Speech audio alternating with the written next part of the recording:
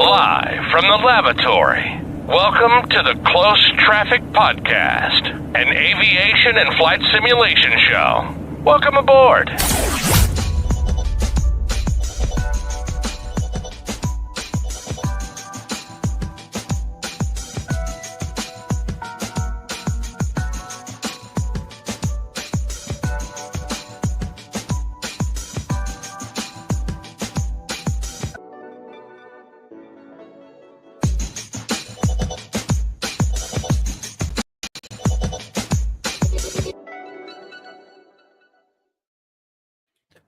Ladies and gentlemen, welcome back to the Closed Traffic Podcast.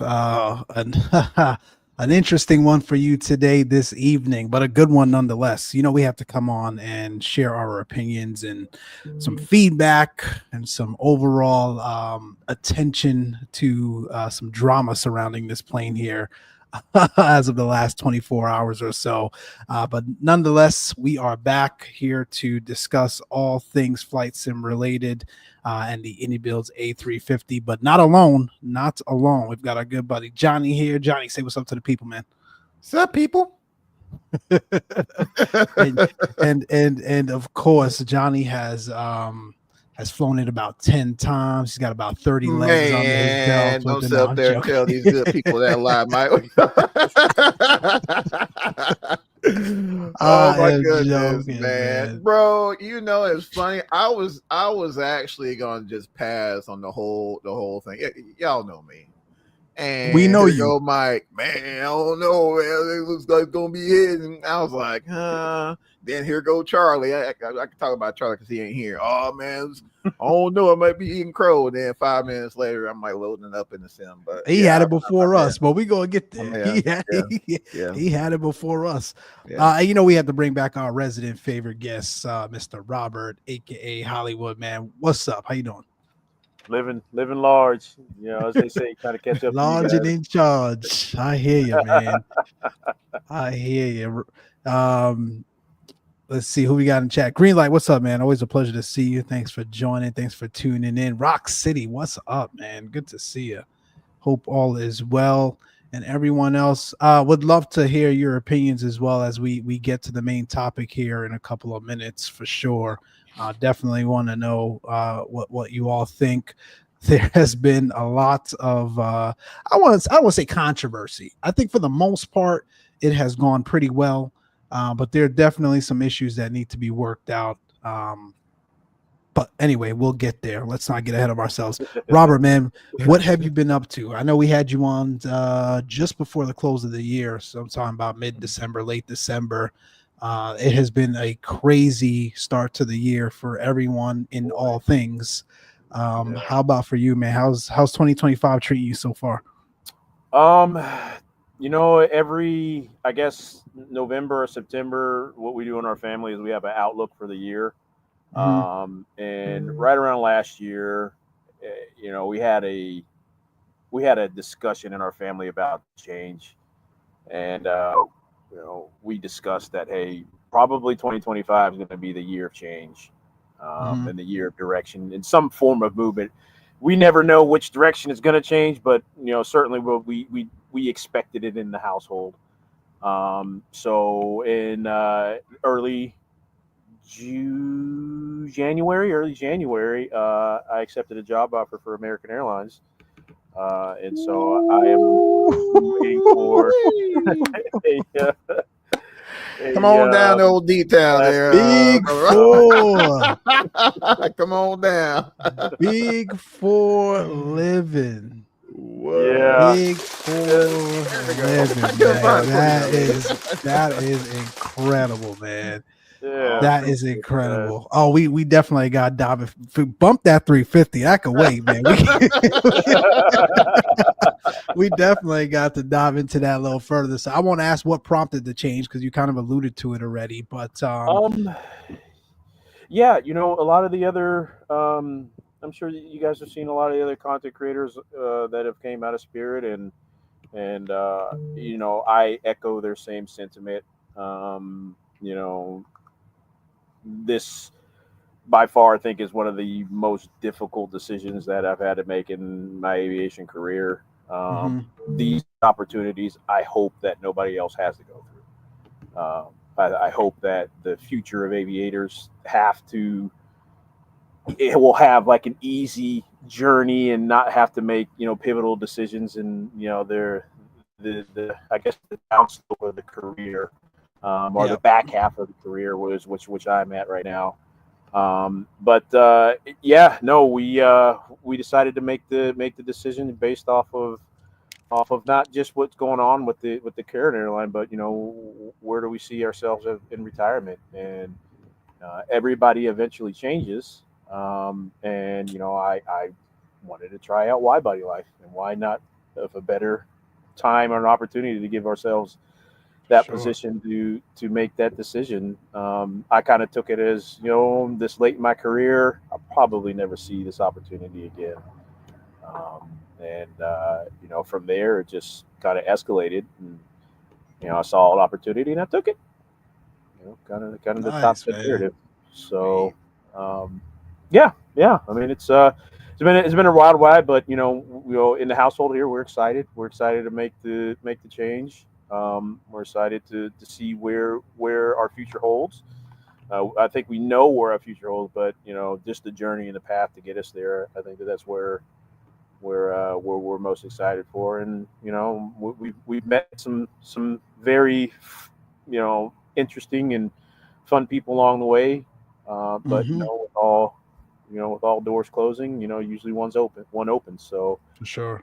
So we're excited and sad and happy and mad, and all those funny emotions would change. We have all the above. So the one that sticks out the most is we're excited to make that transition. So we're coming home. Nice, man. Come I mean,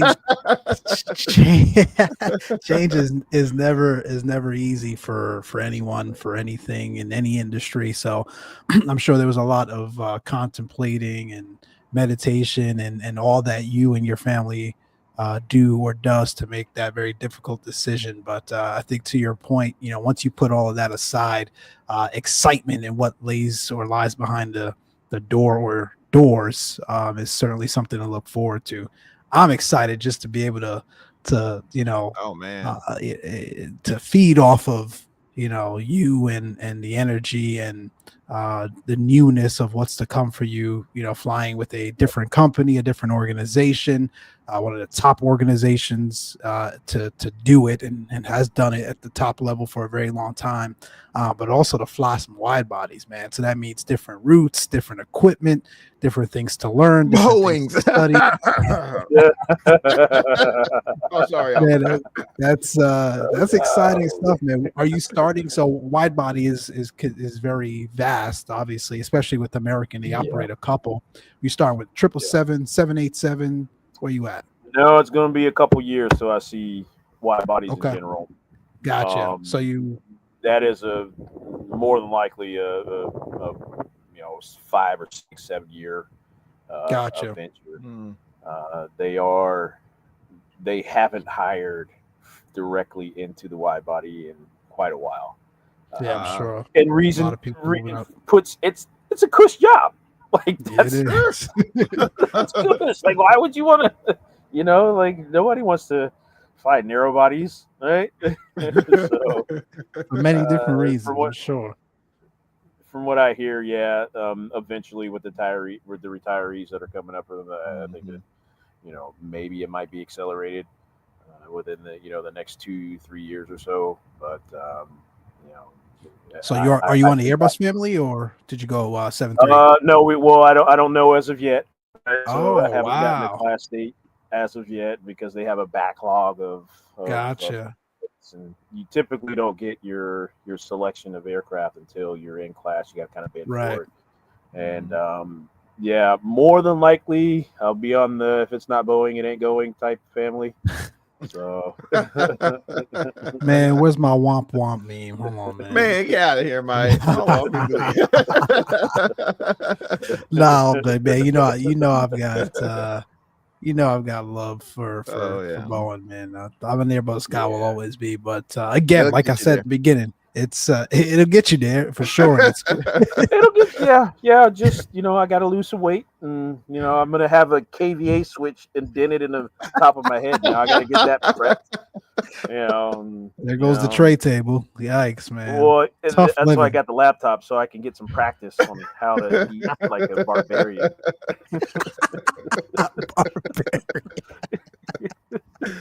Oh my gosh, man! Y'all leave my Boeings alone, man. No y'all. That's what y'all. I got a whole board. I got more. Noise and all. I know. Oh, jeez. Yeah. Yeah, I had to up my insurance for my hearing and my mental sanity protection. Yeah, that's okay. Oh, keep them coming. I love the Bowen jokes, man. Keep them coming. I'll try to slip in a couple more just for you, Johnny. Oh man. A350, awesome. All right. My man never wanted to quickly pivot to an Airbus aircraft. Oh no, say it ain't so. Oh, man. Charlie, what's up, man? Oh, he's here? No, he is in the chat. I know he's got Charlie's on PTO this evening. Mm-hmm. No, unpaid time off. UPTO. He's UPTO. Oh man, sure. What's up, man? Good to see you. What's going on, Sure. Hey.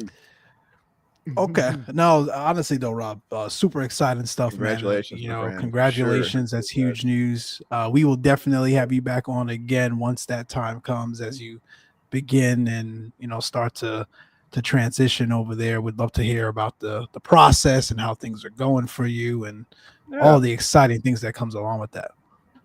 Yeah, definitely have for your guys' viewers too as well. I guess a different kind of look later on in their career.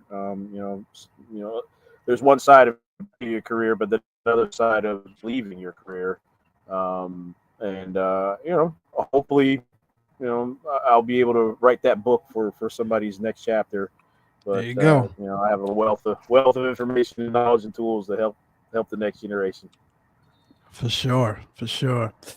All right. Those of you just jumping in, welcome to our random Thursday evening episode. But then again, all of our episodes are random. But we have to come on. We generally come on, just after a major release of a hyped aircraft in the flight sim community or add-on or whatever it may be.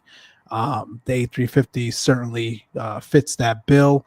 A lot of hype surrounding that aircraft, both currently, and even as we speak, as I look through some of the forums and comments here.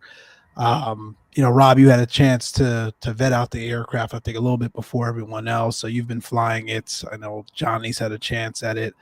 I have tried to fly it, but I'll get there in a moment. But let's start with the good. So what are your initial impressions from a good standpoint, Rob? And then we'll go to you, Johnny, as it relates to the iniBuilds A350 release.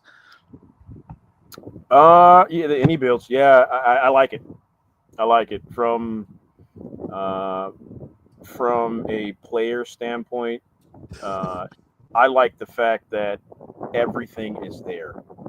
From your charts, from your performance data, from your SimBrief integration, from your GSX, everything is there. Like, I don't have to do much. I like the fact that if there is a couple of us that want to go fly and you're running late, that thing will be pushed back in 5 minutes and in the air. I like the fact that you don't have to search for all your information. Now, granted, you do need Navigraph, but for the most part, I think it heightens up the situational awareness for those times where you're like, I don't know where I'm at, because your PFDs, they all show that they show that stuff. So overall, the 350 has I'm a little biased. 350, it has a spot in my heart. Somewhere deep. Somewhere deep down, but I like it. Those are my good features with that one. Cool. What about you, Johnny? I know you had one like. So we're as I starting with the mentioned, good. Remember, we're yeah. starting with the good. Okay. All right. So I will say, and this is coming from a person that has an affinity for Boeing's McDonnell Douglas. It's a very aesthetically pleasing airplane. The freaking airplane's gorgeous. Even the flight deck. I mean, ergonomics just scream, throughout the whole front office, and it's just mind-boggling. The level of thought and engineering that went behind, to bring in the real thing into fruition. Because when I'm looking at the ad on the first thing, I'm like, wow, someone, what a job they did, cooking this thing up. Because I mean, I feel it feels more like an office than a flight deck. That was my initial impression. And I mean, Rob hit the nail right on the head. I mean, in terms of the UI, the ease of use, really impressed with that. I love, and let me repeat for the audience, love the GSX integration. They've taken it to a level, to the point to where the GSX menu is actually on the EFB. Man, that's my favorite part about the whole Gosh, thing. bless it. It's freaking Favorite brilliant. Freaking brilliant, Yep. And just as Rob mentioned, I mean, you really don't have to leave the flight deck for anything. I mean, once you import your flight plan, I mean, you're off to the races.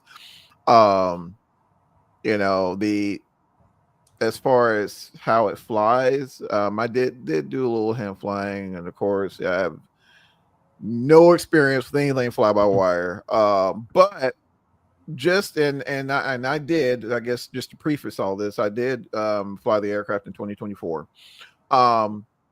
You can feel, I guess, for a lack of a better term, the weightiness.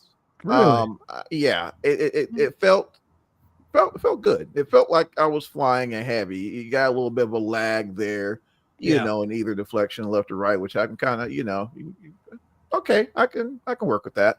So I'm really impressed with that. But then on the flip side, you hear from some users, it was the exact opposite. It felt too twitchy. So I don't know if that's something that more correlates to their hardware setup. Exactly. You know what I'm saying?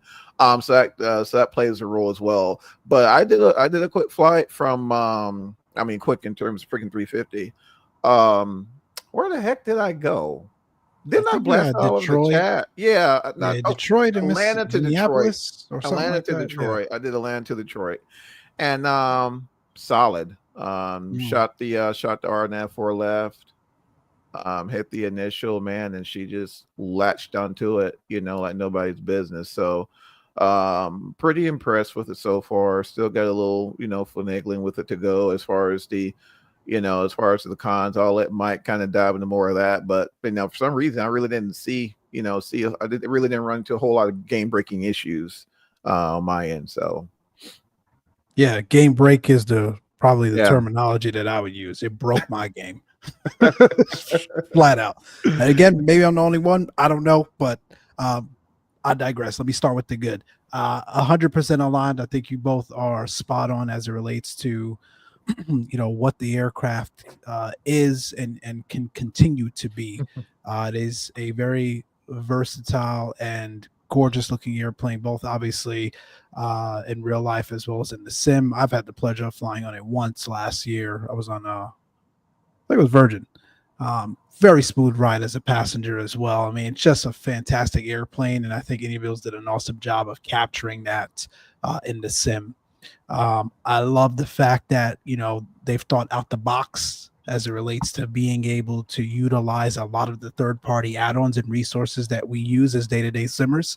When you think about the level of sophistication that surrounds GSX, and honestly, I haven't seen anything in the forums as it relates to that kind of going sideways. Typically, when we see releases like this, especially as complex as this, GSX is usually one of the first things that doesn't work or isn't working properly. And it looks like they nailed that, especially for the way that they were able to integrate it.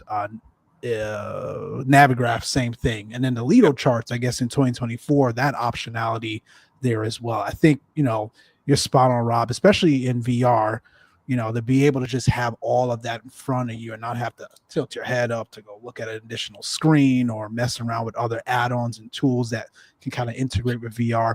That entire experience is all right there in front of you. And I think it's been fantastic. Personally, I have not been able to fly the plane. I tried getting it downloaded for 2024 first, ran into issues doing that. Finally got it into sim, and it was just a nightmare performance-wise. I got it loaded, keeps crashing. I think it was a graphics card issue. Reset, roll back the graphics card. I think it fixed it for a little bit, but keeps crashing. Finally got it updated late last night. Tried it again. It's there. But just giving me hell, man, especially as it relates to performance. I don't have a potato PC. It's not the best in class either, but 4080, great CPU. I have no issues running 2020 or any other sophisticated aircraft. So what the heck's going on? I don't know. And from reading the forums, it feels like, or it sounds like about 40% of people have had that issue as well. I've seen folks have crashes on the ramp during pushback, taxi. I had folks message in the chat, top of climb. So apparently you get the top of climb. Yeah, man, and the screens freeze up. I think supposedly it's a WASM bug or defect that is known and they need to fix. Yeah, man, I'm in SU1, Sherwin. I double-checked, triple-checked. I don't know what the heck's going on. But anyway, that's 2024. I finally decided to go to 2020, installed it. And again, I'm not blaming the aircraft, but it completely wiped my community folder. I don't know how. So I had to reinstall. Yeah, man, I had to reinstall 2020. Got that going. It looks like it's fine in 2020, but I haven't been able to do a flight. So a lot of that is probably some personal or very user-specific issues that's going on with my PC, but I didn't have any of that before trying to install and fly this aircraft. And I've seen some of this on the forums as well. So again, it's not a knock on iniBuilds, a knock on the aircraft at all, but it just goes to show you the level of sophistication that is behind the code for an aircraft of this magnitude. That I think requires a little bit of finessing and fine-tuning as this thing continues to evolve. But I'm excited to finally get it going. Once it gets going, I've got no sort of qualms about the product itself. I think we've seen it time and time again with products of this magnitude. There's always some sort of issue. I'll give them props for no server issues as it relates to being able to download the thing. Purchase, download, smooth. Generally, we hear a lot of feedback and issues when folks are trying to download and purchase these very highly anticipated aircrafts. Servers getting backed up and download speeds and some of those, zero issues with that. And I haven't seen any in the forums either. So shout out and kudos to iniBuilds for that as well. But those are some of my pros and cons so far of it. We will definitely get into some of the drama and the back and forth that seems to be going on here between Amir at iniBuilds and Amir at Phoenix and the CEO at iniBuilds. I think he's got some points. I think both of their points are valid, but we'll get to that in a sec. In the chat, man, I see you all. Sharon, what's up? Chief, what's up? Rock City Greenlight, we said what's up already. I hope you guys are doing well. Definitely feel free to jump in and let us know your opinions as well if you guys have purchased the product or if you've just been in the background taking a look and watching other content creators or others fly the thing. Speaking of content creators, so we there's this thing in flight sim now, right? That is I guess parallel to many other industries as it relates to content creation and being able to get a product first to showcase it, that we continue to see evolve more and more in this community. And I think it's a great thing. I think it's great for the vendor, for the developer to be able to showcase their aircraft via folks that have have an ear or an audience. I think it was a phenomenal job as it relates to how it was showcased and who was showcasing it. But it's interesting, like you never see the issues that they like the day one folks have, right? When you try to download and fly the plane, none of that is ever an issue when the content creators are flying it.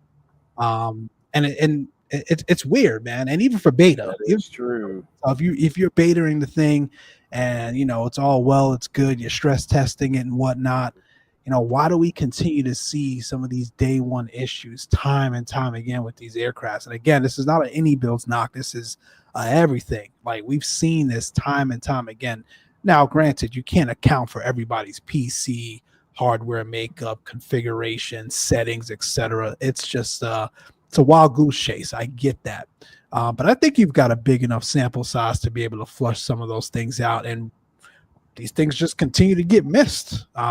It's super frustrating, especially like from a performance standpoint, right? You've got many users testing it with various different levels of PCs and hardware makeup. Why someone with a very similar PC and hardware makeup across the board has issues and that person didn't? It's just it's bothersome sometimes, man. I'll keep it honest. It really is. But maybe that's just Mike. Thoughts? No, you're right. He's right.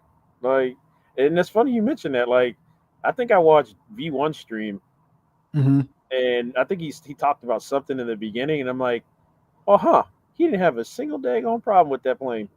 I didn't realize that.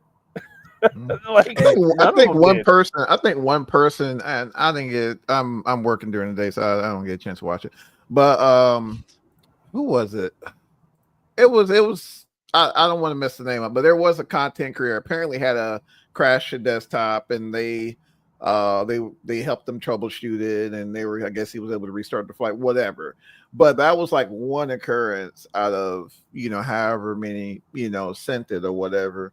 But yeah, I mean, to your point, Mike, I mean, a lot of times it's crickets, man. And it's one could say this one was a little rocky, but we've had some that were just utter train wrecks. But when you look at some of the presentators, showcasing the aircraft, I mean, it's all sunshine and strawberries. So it's like what's really going on? You know what I mean? I don't know. I'm wondering if it's ever been that person to say, man, I can't showcase this. This is broke. This is broken. You know what I'm saying? That's all I'm saying. Do those conversations happen? I don't know. I hope so. For the benefit of the broader community, I certainly hope so. Again, this thing is super performance heavy. Like I don't got a potato PC, man. But I can't run a thing. Not in 2024 at least, and even in 2020, it's struggling a bit. I've tried different settings, different whatchamacallits, but none of that seems to be working properly. And again, I'm not the only one, man. There's a ton of other people. If you go through these forums, I think Johnny, you were the one that mentioned yesterday, like when you go to Discord and you watch sort of the chat at the bottom. It was just non-stop typing. So and so's typing. So and so's typing. It was just non-stop. And again, you expect some of that with a day one release of an aircraft that was hyped for this long. Sure. I get it. Yeah. And you expect some issues, from a day one release standpoint for an aircraft of this sophistication. But damn, man, it's that's a bummer though. I mean, if you have a track record of releases and issues, then there's something going on with understanding how releasing things work. Like I would say that on the developers, I'm not a developer, but if you continuously see a problem, well, then you've got something to go off of. And yeah, you're right. Nothing's going to be flawless when it gets released, but the standard of which, hey, we should delay this is not, I don't think it's happening as much. I can't recall the last product that was delayed. The only thing that I can relate to is DCS, where Mm. DCS will say, "Hey, we're gonna release this," and then like a week later, like, "Oh, we're gonna push it back like 4 or 5 months." And they will pitch a fit, Rob. Oh my gosh. And everybody they will pitch like, a fit. right, like But- pitchforks. Oh But yeah. you know, It makes DCS sense. has gone through all those years of, you know, figuring it out. Like, hey, how do we handle this situation if our product is not ready, or Yep. the end user is not getting its value? It's $70-$80 for modules now. I mean, you know, if you got that cash, you got the cash. I mean, it might not be a problem to you, but most general people like, no, that's like a whole paycheck. I need to Man, save up for that. I got other expenses, and so Yep. you know, I mean, $20. What did we pay? I don't know the other day. The Feel There Embraer for Ooh, man, back in the what was I've- that? Wilco Pub, I think. Wilco. Yeah. Oh, how much was Yeah. that? Was that like Yeah. It was like 20, 30 bucks. maybe? And that was a lot 20 back, bucks? man. I had to scrap some change up, bro, to get that together. Yeah. Sheesh. Man, That was like the first like Strugglesville, big bro. It's like purchase, and you know, so I had to dive into the PMDG world, and you know, I'm like, damn, this is expensive. man, Like, yes. wow. man, we're at PMDG dollars, man. Again, we're gonna get to the money here in a second. Ralph, man, hit the nail on the head, brother. Is it me, or does it seem like the A350 streamers got? Sorry, I can't read. Is it me, or does it seem like the A350 the streamers got was different from what the paying public got? That's what we're trying to figure out, man. Because you know, none of them had any of these issues, at least not apparently, and at least not to us. Right, $80 is crazy.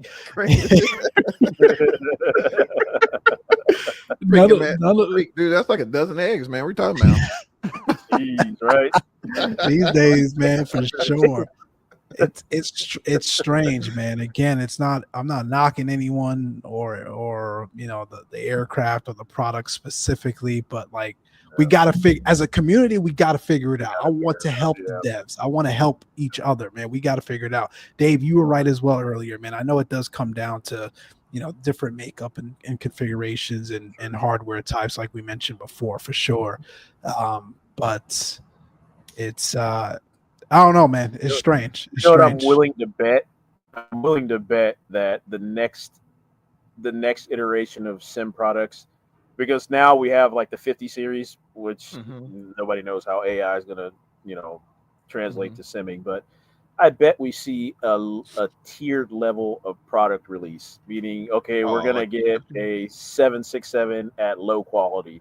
So this should be compatible for the 1080 Ti's that are still hiding from the gravesite, you know, and then, you know, you're going to get, you know, the high end, like, hey, you need a 50 series card to run this. Like, we've optimized this aircraft for this. Like, maybe that might be the next level of trying to figure out what the consumer wants at this point. Because, I mean, us being pissed off every single release, it can't be the solution. Like, you just pay somebody to get pissed off. You know, like, that can't be And it. that's like seriously how it is sometimes, man. Literally. You know, you want an aircraft so bad, you're like, oh my gosh, I want this 717. Yeah, I just called up 717. Oh my gosh, I want this.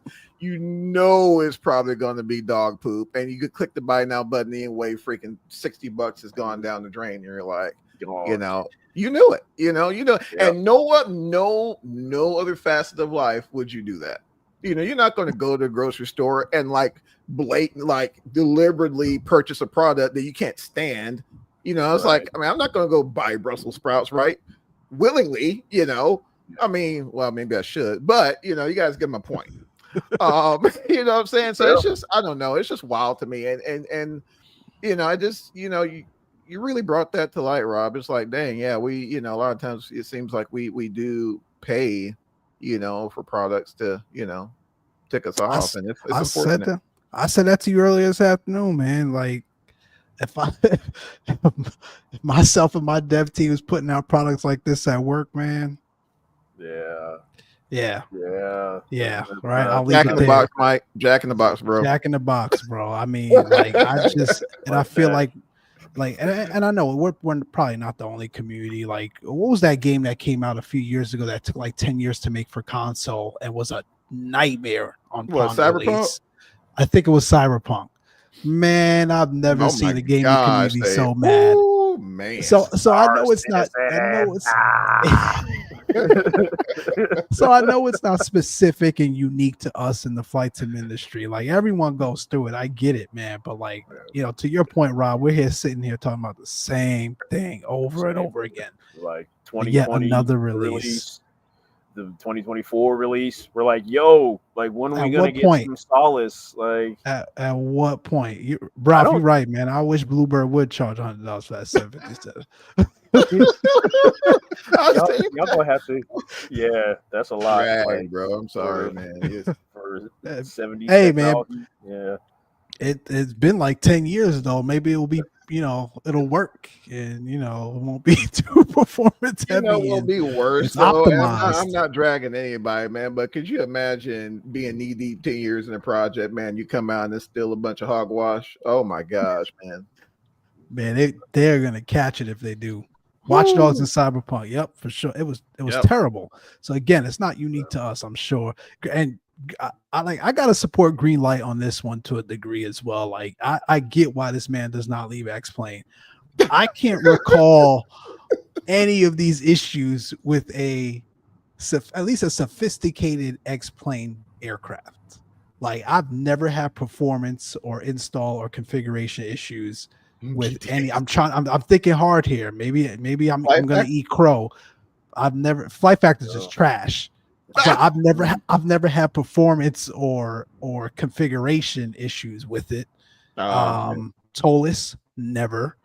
Sorry, that was a little harsh. Flight Factor is not trash, but the heavies and wide bodies need some work. Their A320 was spot on. Didn't have issues with those. I'm trying to think what else. The hot start, fire, bro. Sophisticated and performance heavy that aircraft is. Zero issues ever. So I mean, Greenlight's got some here as it relates to X-Plane. I mean, you know, unless you end up off the runway in PDK, but you know, I ain't gonna tell nobody. Oops. Come on, man, stop putting my business out there.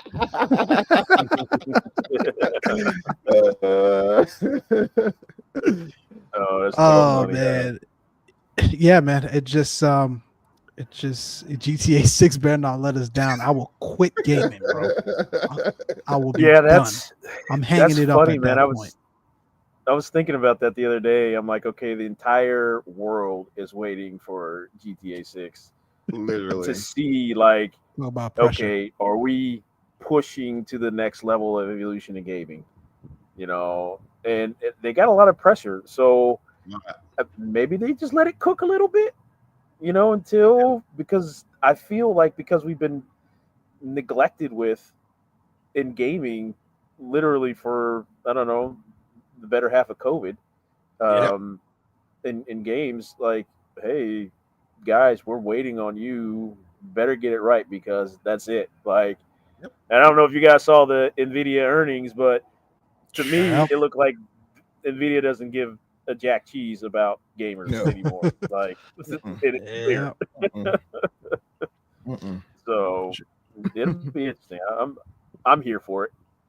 Man, heck yeah, man. I don't know if there's anybody to do. It's freaking Rockstar between Red Dead Redemption and I mean they've always games, dude, they always hit, man. So but I say that I don't know, man. Lately I've been getting cooked on these forecasts. Yeah, bro. So let me shut up. I'm like, yeah, man, it's 350. Cause I remember last show, I'm like, man, you know, it's 350 gonna hit, and then everybody's like, oh man, my sim exploded and all that crap. Nah, bro, I'm not saying that. But that's the thing, it does hit. Like from a product standpoint and from a design and intent standpoint, it is a solid product, and I think it will eventually get there. For sure. But again, we're talking about just the day one issues we continue to see with products of this magnitude. And let's talk about the price point, because we saw that here in the chat as well. And I think, you know, that kicked off Amir's sort of I don't want to call it a rant, his opinion on the product itself. So the price point price point was almost $80. I think it was like 70 and change, or was it exactly 70? I don't remember. Oh no, about 75, some change. About 75 and change, Mhm. right? So I mean, that's in this day and age, that's a pretty penny for a single aircraft. Well, it's technically two, right? Because the 9 Yeah, and you the get the Dash 900, so you 1000. get to the so I mean that's not terrible, but you're definitely trending into PMDG range, and even FS Labs range. So Yeah. you expect things to definitely come correct as it relates to that when you're paying a price point that high. But I do want to, and I don't have it to share specifically, but I don't know how many of you have actually seen this from Amir, from the Phoenix team here. And I guess I'll paraphrase, and Johnny and Robert, you guys can keep me honest here, make sure I didn't miss anything. But he was essentially saying, put out a statement that he kind of apologized before putting it out because he was going to be a little bit verbose or a little bit heavy-handed as it relates to his critique of the product, but it was more or less pertaining to the fact that, hey, from a Phoenix standpoint, we were actually going to do this product and subsequently canceled it a few years ago. Learning that iniBuilds was actually going to create one, so they took the time to focus on the 320 series, which they have done a phenomenal job So on. glad they did. I'm so glad they did, man, because that thing has not missed. However, he has purchased the 350, on his own accord with his own money, and has had some real things to say about it. I think, specifically, he called out that the 350 has about 10% of the ECAM, 10% of the ECAMs of the real thing, which I think in another statement he recanted and said he wasn't exactly sure. But the biggest thing is that it is showing ECAMs and memos for a 320, right? And not something that you would see on a 350. He was talking about some of the scripting behind the scenes and some of the logic that has been put into play for this aircraft specifically. And essentially, for a price point this high, you would think there would have been a lot more attention to detail around some of that. Now, I know from a specific flight sim standpoint and a broader audience generally doesn't, I don't want to say doesn't care, but doesn't pay attention all too much to some of the things that are happening behind the scenes with the aircraft, right? You've got this beautiful bird, as we talked about earlier. It looks great. It feels great. The systems, as we know it at the surface level, work and function as they should. So I don't really care what logic is being applied as it relates to the flight laws and the autopilot and whatnot. But Amir being Amir and doing the heck of a job he's done with the Phoenix aircraft, noticed that and called it out. So before we talk about iniBuilds' response, what are your thoughts? I know, Rob, you addressed it, in the chat earlier as well, but what are your thoughts on sort of Amir's opinion? And again, it is his opinion. Yeah. I'm kind of disappointed. And the way that I took it was, I think that he could have done a better job to represent his developers a little bit better, right? I understand the jab. I understand what he was trying to get out, but from a simmer and a real life pilot, I just don't see the need to go that far, right? And I think that he realized that, because usually when you say something and you think about it for a while, and you gotta backtrack a little bit and kind of apologize. He knows, oh man, I really dropped that ball. I think that he puts, and his developers put so much time into that aircraft, and not understanding what Airbus has done itself.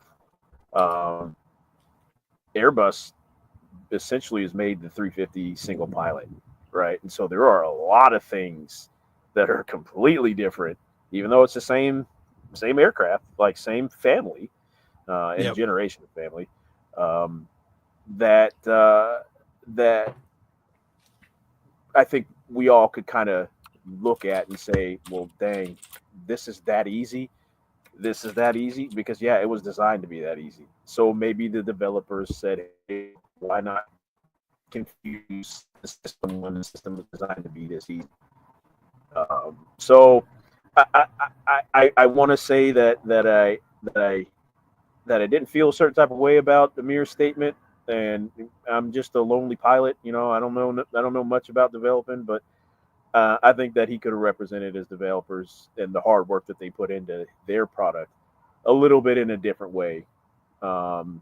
Maybe offer some help in the integration and teamwork as far as, hey, the end goal is to see the customer happy, right? So hey, I sent you this code, throw that in there, see if that works. Oh, well, how much more respect did we gain from Phoenix team to where they were helping out the consumer, because they're clear, iniBuilds is clearly having an issue with the aircraft. So I mean, if it was me, I guess I would have taken it a different way, because I would have thought more whole-roundedly about what I would have said. But at the end of the day, he retracted his statement and then try to clean it up. And hey, I'll still buy another forever. Phoenix product. Yeah, I'll still buy another Phoenix product. So. Oh, 100%. 100%. And, before I let you go, Johnny, I will clarify that he did put out a statement, sort of after the fact, and said that had he known it was going to turn into this big thing, he would have kept his mouth shut. But right. He reiterated the fact that he paid £72, so again, almost $80 US for the product. And it isn't as sophisticated, at least from a back end standpoint, as he felt it should have been. Sure. He doesn't call out anything specifically, but he mentions that there's incorrect logic, or at least memo and messages that do not belong with a 350, typically belongs with the 320 or 320 family. And again, I think things, to your point, Robert, I called you Robert like you're in trouble, Rob, that is not necessarily something we pick up on, or the average simmer doesn't pick up on in the community, right? So I definitely think it could have been handled differently. It sounds like he acknowledged that and realized that, especially even though his comments weren't the comments of his organization, but like, we know you as Phoenix, bro. So folks are going to take it as they take it. Man, I don't know. Yeah. I don't know, man. I saw the comment, and so I posted. I showed you guys. Remember? Then I got to thinking, and you guys have to understand, Amir. Even when I remember he first announced the Phoenix, just feeling his passion for the product and what he wanted to do. And as a software developer, you have to feel a certain way about the projects you take on. And it sounded as if, to me, and this is just my perception of based on what I read, he really wanted to take on the A350 as a project. Yep. He seen that was gonna, it was coming down, it was on iniBuilds roadmap, and he said, hey, step back, we'll pivot, focus on the 350 and the 320 series and go from there.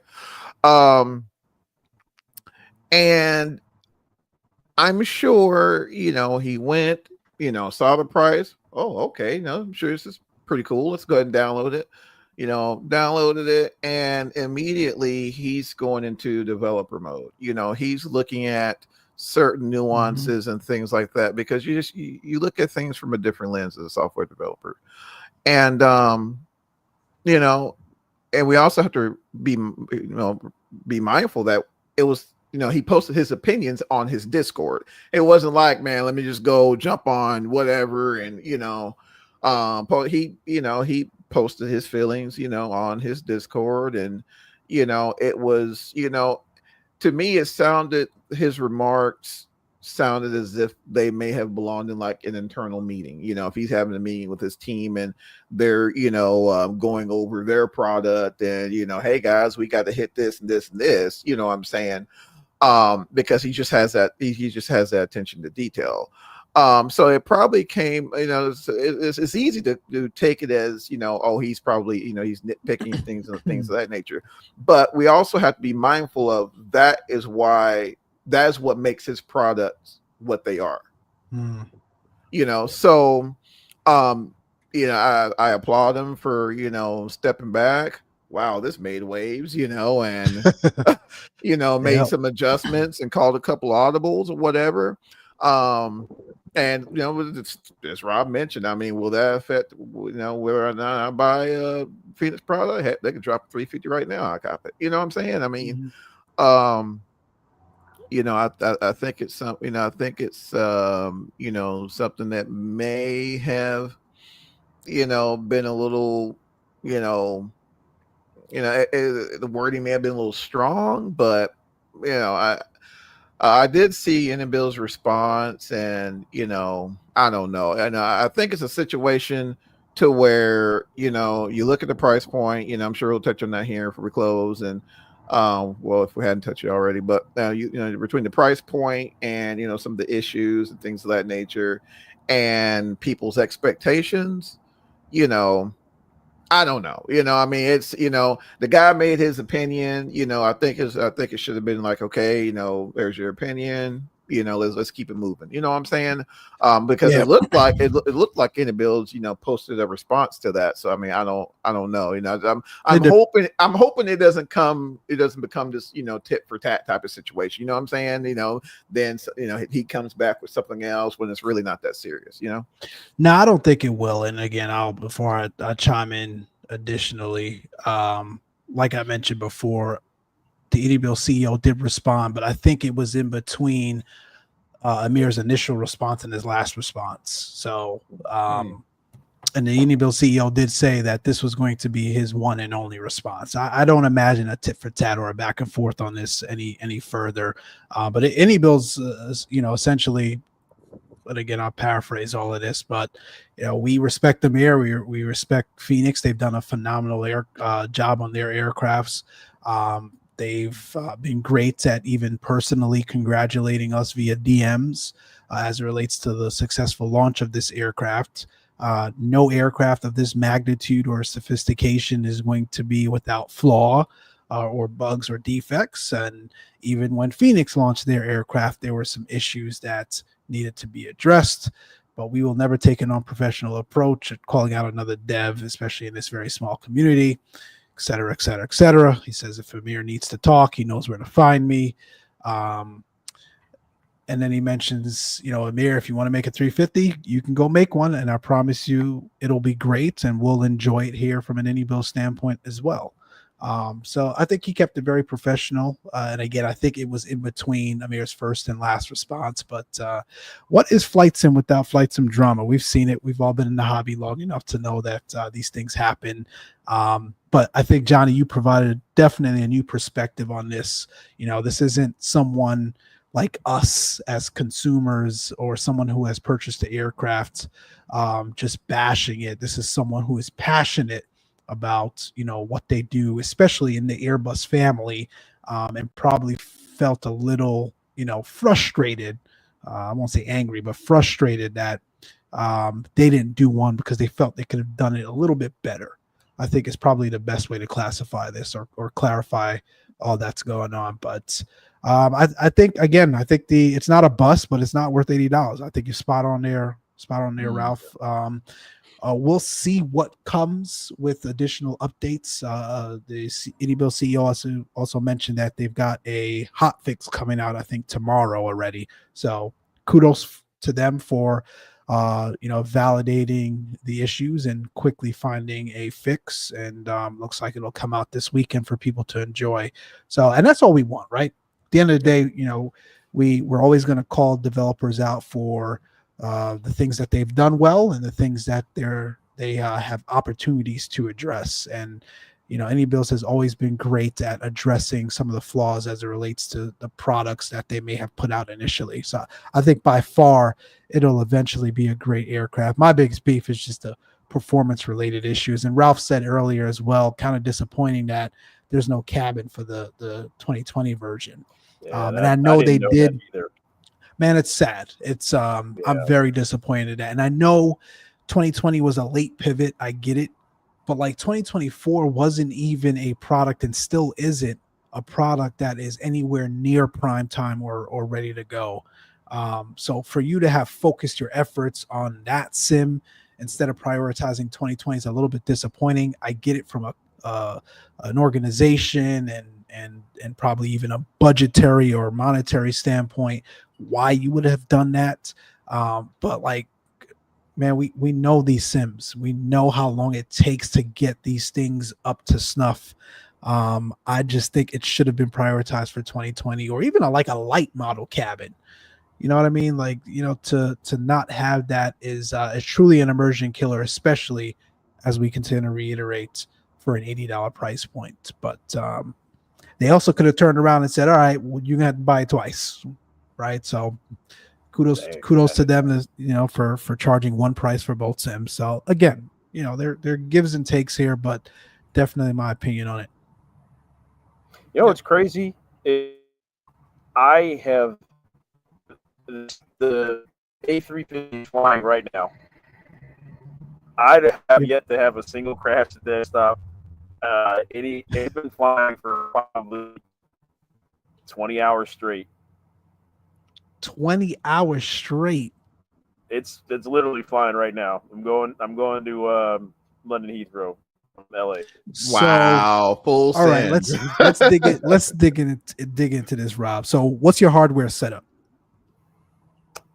4090 okay. With I got an i9 13900K. Got it. Okay. F.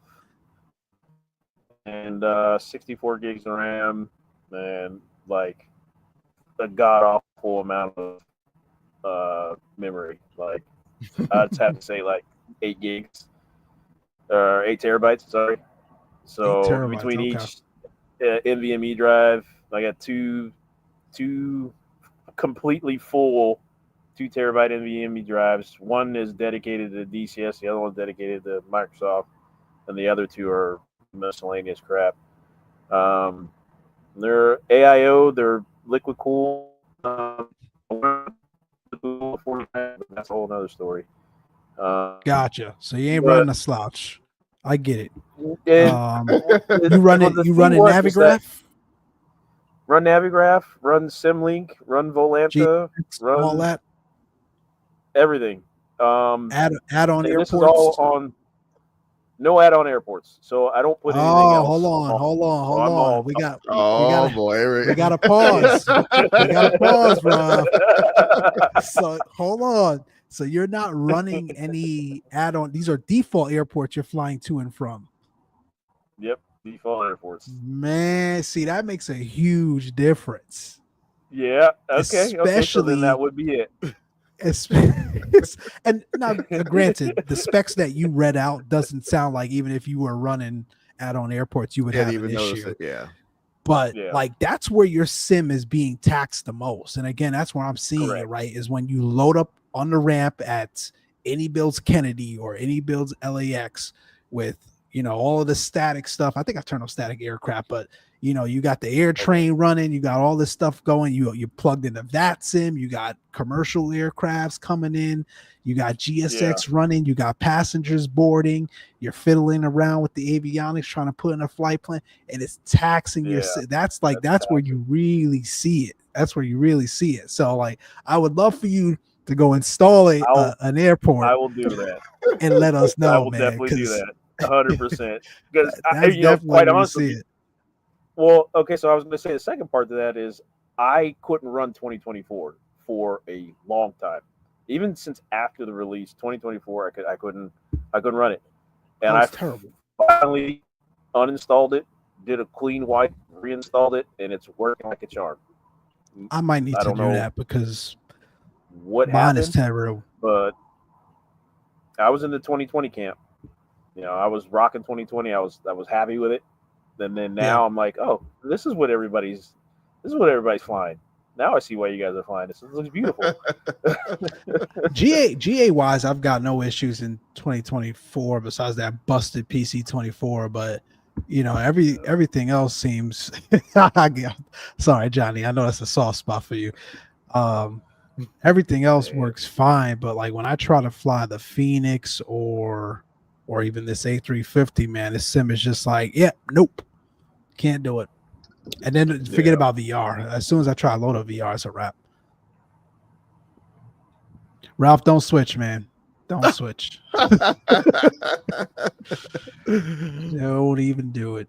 I don't know. I haven't had any issues. I mean, it's because I fired it up here a few minutes ago. Just do the, just even walking around the thing, it's like wow, But it's nice. I could walk around again. I could load up 2024. I could load up the 350 in 2024. It takes forever to load in, but I walk around the ramp. It looks good. You hit the switches. The fan on the PC start going. You hit VR mode. Done. Gone. Johnny, Rob, I'd love for you guys to try VR. Let me know how that works for you. I did. I don't like it.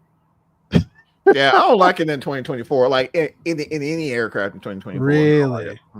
Yeah, so it's still not optimized. Okay, so it's not just me then. The problem I think is the one, I haven't fine-tuned the settings. Two, I don't think I have the Quest Pro, the black one. So I think that I haven't found the sweet spot for 2024 yet. Got it.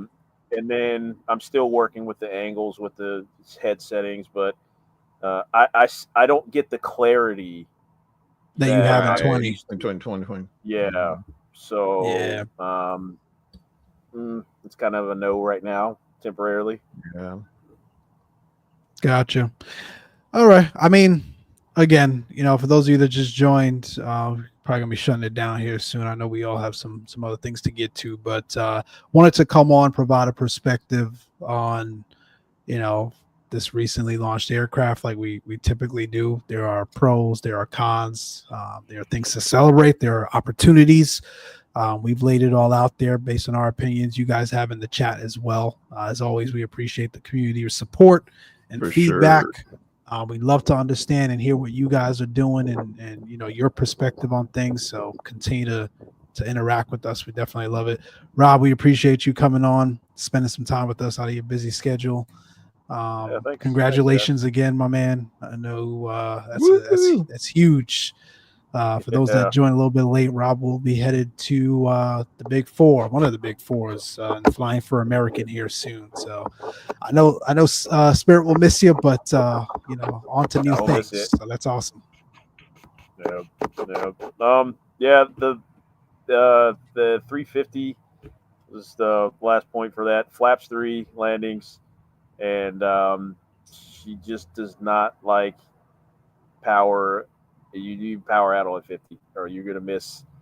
You're gonna miss every single landing spot, and you're gonna eat up half that runway. That is a very big wing. So she just wants to fly. Yeah, if you're below, 180,000 pounds or so, flaps 3. It'll chew you through the roof. It does roll hard. And that's one thing I do know from the people that have flown the 350 is it's got a roll rate of almost an F-15. Like it'll roll fairly quick. I think that's one of the reasons why we're I'm still trying to get more information from the people that fly it, but I want to say the 350 is prohibited from doing flat 90-degree turns because it turns so hard. You end up snapping the gear pinions for the main gear. So other than that, I like it. I don't know what else to say. I know it's a soft spot, but I think from a pilot's perspective, in SLS, right? So this is the first aircraft that we have in this flight sim that has SLS capabilities. So SLS is just basically a Cat 2, Cat 3 approach RNAV. And so when you guys are flying, approach mode and you see the magenta needles, that is the aircraft. It's taking the data from the localizer, the glide slope, but it's saying, hey, this is better. And so theoretically you can go from top of descent all the way down I think I was telling somebody yesterday, the philosophy of the Airbus, manage speed all the way down. All the way let it down. slow down, Right. do its thing, all the way down to the final perfect. And Even so even when you're given a late descent and you got tailwinds, a heck of Can a they make it tailwind. happen? Can you make that No. happen on managed? you're Okay. you're probably better off doing S turns. Like it doesn't, depending on your weight. I mean, I don't have that half a ton experience, with those heavy aircraft, but the 321, especially a heavy 321 Neo, no, your board's all the way down. It just Wow. Yep. there's no slowing down. You're like, oh, I don't want to make the passengers feel the speed. No, pull them things out. Pull things out. So and that's what I was alluding to last stream was, FMS2 is very different. The managed speed will respect the altitude more than the speed, so the speed is going to shoot up. And if you're descending in any Airbus at 310 knots, so what I do in the real plane is for the aircraft that I'm flying, I set the speed for. So 320, I descend at 320. 321, just some stupid that I do, but I do it just to remind myself that, hey, the profile for the things are different. You're breaking up on us for a little bit, Rob. Yeah, so once you get above 330 knots, you need to start doing circles. Wow. You're not going to make your because she's not slowing down. Most of the smaller planes, while meeting that altitude. No, it's just not going to do it. You just have too much inertia, too much everything. But I think that maybe they've captured that, but we have a lot of new tools at our disposal with the 350 than we did with the previous iterations. The planes we fly now have FMS2, SLS logic, RMPAR. So I'm like, yeah, we finally got that stuff. So I think that's where the real pilots say, yeah, cool. I finally have a sim that can, so I can practice that stuff when I meet the real aircraft. Because the 350 is the bread and butter. Maybe in time when I think it's Dragonfly was what Airbus wants it zero pilot or one single. Yeah, Project Dragonfly. Dragonfly. Yeah. So I did see maybe we might see that. Some of that stuff, this inflatable doll that pops up and says, "Hey, I'm your first." They went airplane on us.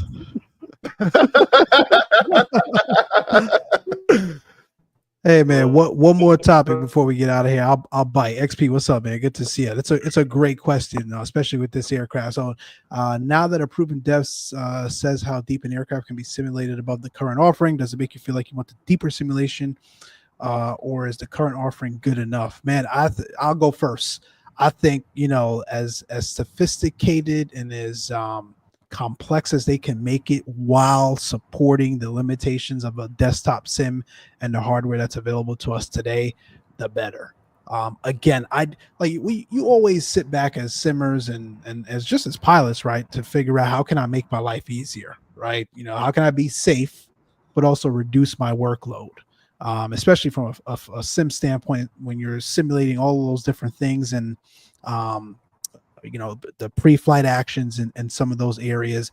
Never in my wildest dreams did I imagine or say I wanted to be able to control GSX fully from directly in the aircraft on the tablet or on the EFB.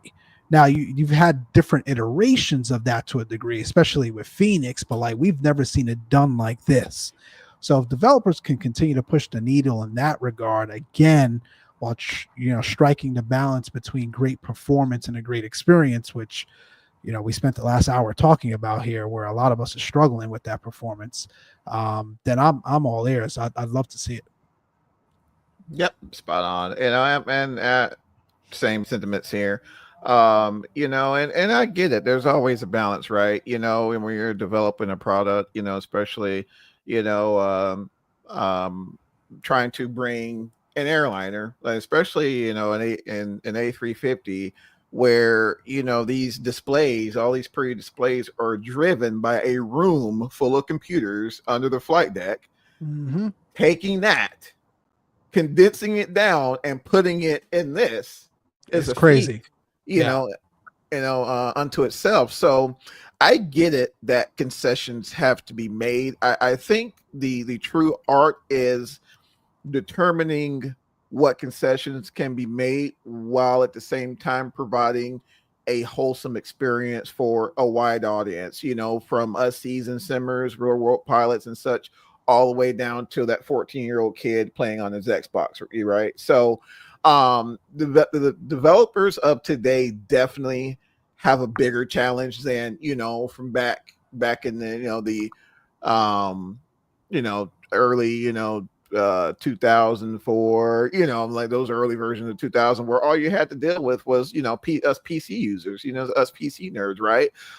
So as we move forward, I know for me, if push the boundaries as far as you can get it, but at the same time, provide an experience that appeases a broad audience, which ultimately what fattens your pockets, keeps you in the development game, and we're all good. You know what I'm saying? So I'm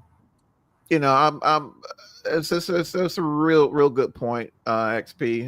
Definitely appreciate you for bringing that up, because I think it's something that ultimately, every show we seem to touch on, because it's about developers in the flight simulation community definitely have a tough job. It's not easy trying to draw up a project that provides the simulation aspect, but at the same time, is a meaningful source of entertainment for the masses. This is tough, I'm sure. Yep. Spot on, man. Rob, thoughts on that one? No, that's just it. There's a lot of the systems that you don't want to know. I come from a weird older school generation where I had, Johnny, we had to remember the transistors. Oh man, relays. How much AVA voltage and buses are on each. If you sat sideways on a 7.2, man, I had to build this plane in and out. Well, we reached that point where you don't need to. There's a computer that's figured out. So maybe we've reached that, that plateau of, okay, well, this is as much as we're going to give you, because you're not going to use 90% of it. I would rather them kind of, maybe the developers acknowledge that, hey, we're focusing on bug smashing and making a solid product, other than giving you aerodynamics that flaps full at 32,000 feet upside down. You ain't gonna use that, and you're gonna crash anyway. So what you talking about? You ain't gonna get out of that. You spending your time on that? Come on now, give us something different. Give us a virtual flight attendant. I don't know. Yep, I hear you, man. All right. Again, like we said, we appreciate you guys. Thanks for taking the time to tune in with us here as we quickly recap the iniBuilds and the positives and the negatives. I'll put it that way, or the opportunities. But I think down the line it'll be a great aircraft. And again, to summarize, this isn't a knock on the aircraft or the developer by any means. This is the community, reacting to what we see, what we've spent our money on, and what we hope to see down the line. And it sounds like they're getting their act together here to address some of the issues upon initial release rather quickly. So we appreciate that. Any parting words, Johnny, Rob? Spade into your animals and keep the blue side up. That's right, man. We'll see you guys. Take care. Sure. I hate Boeing.